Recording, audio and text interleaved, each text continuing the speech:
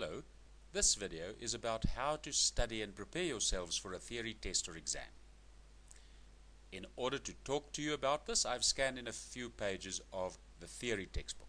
So let's have a look at the grade 10 theory chapter on hardware. Of course I'm focusing on grade 10, but the same holds true for grade 11 and 12 as well. So this chapter is about hardware, and it starts off with input devices. And if we page down, or I'm going to scroll down, you'll see things that you probably recognize.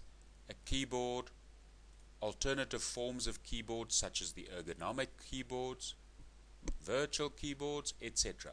Here is an alternative pointing device such as a trackball or a pen stylus. And if we keep on scrolling down, then we get to game controllers. And you probably recognize all of these. However, it's wonderful that you recognize them, but that's not good enough. You need to be able to answer in-depth questions about these input devices. I could have opened the textbook anywhere.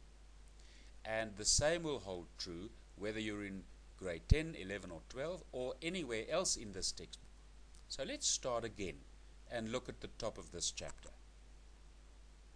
So the heading is input devices. So what follows, and when you're going to study it, I suggest you summarize this chapter. So let's look at the numeration or the subheadings. It starts with input devices, and the first one is a keyboard. So make a note of it. The second one is alternative keyboards. Then they go down, and I'm not looking at the headings underneath alternative keyboards, but the third category of input devices would be alternative pointing devices. So far we have three: keyboards, alternative keyboards, and now alternative pointing devices. Let's not look at the detail, but go down and see if there's a 3.1.4, and there is. Touch sensitive pads. So that's a fourth category. And then game controllers. As a matter of fact, if you keep on going down and looking at the numbering, you'll see that a joystick is a category. Digital cameras are a category of input devices. Video input is a category. So on, right down to 3.1.11. Biometric input is the last category in this textbook of input devices. So if you can name me 11 categories of input devices, then only can I ask you about subcategories. So for instance, if I ask you for, well, let's page through and see. If I ask you for game controllers, give me a list of game controllers, then you would be able to list some of these. Okay?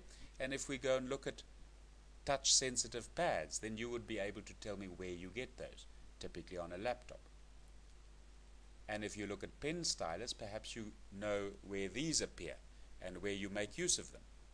So I want you, or I suggest that when you study, you go through these categories in your textbook and you make a list of all the headings and the subheadings, because that's how we will ask those details of you.